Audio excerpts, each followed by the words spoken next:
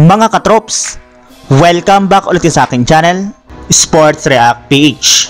At ngayon nga ay pag-uusapan natin ang naibalitang babala ni Klay Thompson sa buong NBA sa susunod na season.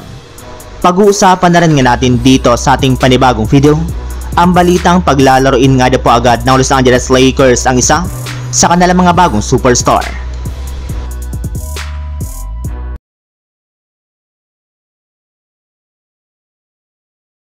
Isa nga po mga katrop sa mga superstar na pinaka-inaabangan sa darating na bagong season ng NBA.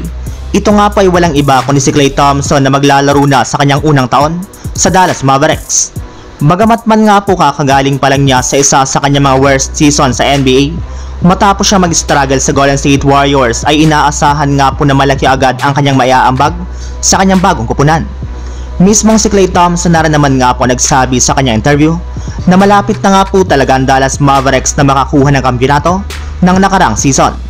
Kaya sa pagsali nga po niya sa kanilang team, lalong-lalo na kina Kyrie Irving at Luka Doncic, ay gagawin nga po niyang lahat ng kanyang makakaya upang matulungan lamang niya ito na makagawa ng special na bagay.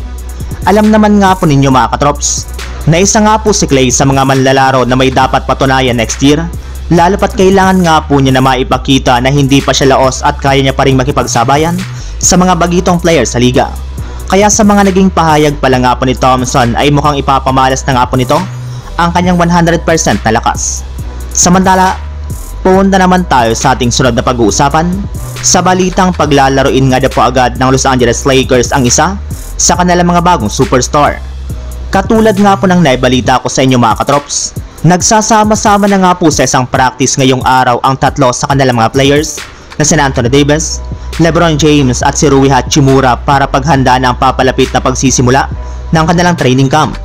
Isang big deal na naman nga po ang season na ito para sa Lakers, lalo pat halos ilang taon na rin naman nga po silang nabibigo na makabalik sa NBA Finals at makakuha ng kampiyonato. Maliban nga po sa kanilang tatlo ay nagkasama na rin naman nga po sa isang practice sina Austin Reeves at D'Angelo Russell. Yes, Lakers Big Five is back na nga po talaga upang paghandaan ang kanilang training camp. At kasabay nga po ng pagsisimula ng training camp, ay ibinulgar nga po ng NBA analyst na si Zach Lowe na sigurado nga daw po na maglalaro si Bronny James sa opening game ng Lakers sa darating na season upang sa ganon ay magkaroon nga po sila ng moment ng kanyang ama na si LeBron James. Yes, 100% nga po ito na bibigyan sila ng pagkakataon na magkasamang maglaro sa simula ng season. Ngunit hindi rin naman nga po makakasigurado kung magpapatuloy pa ito sa kanilang mga susunod na laban. Gayong sa una pa lang ay balak na nga po ng Lakers na paglaruin lamang si Bronny James sa kanilang G-League team na South Bay Lakers. So yun lang mga katrops, ang handog kong story ngayong araw.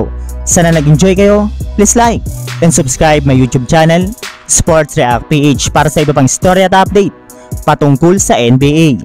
Kita-kits muli sa ating susunod na video.